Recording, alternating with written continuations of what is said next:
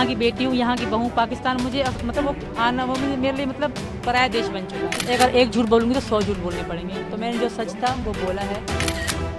सीमा हैदर की प्रेम कहानी अब यूपी एटीएस की पूछताछ में फंस गई है। अभी तक सीमा हैदर ने बड़ी बेबाकी से मीडिया के सामने अपनी बातें रखी। दरअसल सीमा को लेकर चर्चा थी कि 2 ही दिन में पासपोर्ट बनवाकर सीमा भारत में दाखिल हुई है।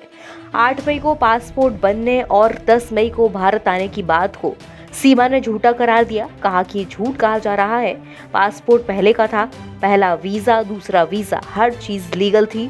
पासपोर्ट अक्टूबर 2022 का है, हालांकि डेट याद नहीं है।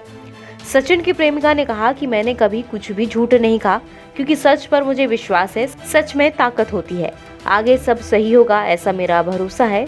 मेरा जो गुनाह है उसे मैं मानती हूँ।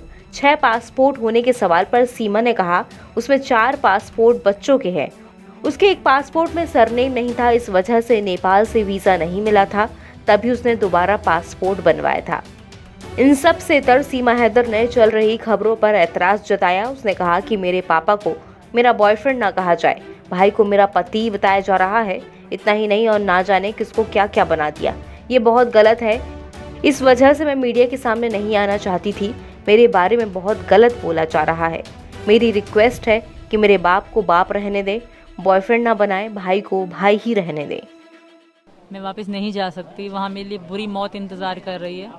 तो यहाँ का कानून ऐसा गलत नहीं करेगा मेरे साथ। और आप सबसे भी रिक्वेस्ट है कि सपोर्ट में बोलो।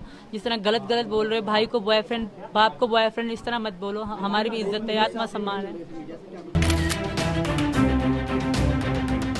मीडिया रिपोर्ट्स के मुताबिक एटीएस की पूछताछ में सीमा हैदर ने कहा कि उसने साल 2019 के बाद ही पबजी गेम खेलना शुरू कर दिया था।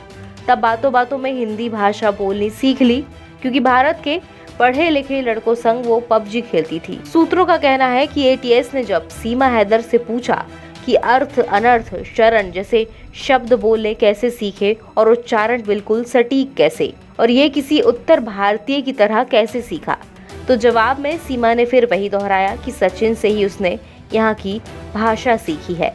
इसके बाद पूछा गया कि सचिन मीणा तो खुद अच्छी तरह से हिंदी नहीं बोल पाता, वो पश्चिमी उत्तर प्रदेश की बोली बोलता है, तो फिर तुम्हें इसकी ट्रेनिंग किसने दी? इस पर सीमा ने चुप्पी साध ली। हालांकि वो अपनी सफाई में बोलती रही कि उससे किसी ने ट्रेनिंग नहीं दी है, वो तो सरहद पार सिर्फ और सिर्फ अपनी मोहब्बत यानी कि सचिन के लिए आई है।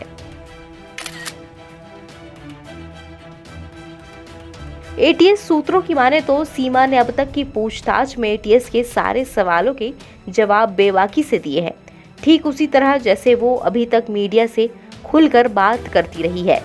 ऐसे में एटीएस ये समझने की कोशिश कर रही है कि कहीं ऐसा तो नहीं कि किसी ने सीमा को ट्रेनिंग देकर भारत रवाना किया हो, और कहीं ऐसा तो नहीं कि कोई अब भी उसकी मदद कर रहा हो। एनबीटी ऑनलाइन की रिपोर्ट।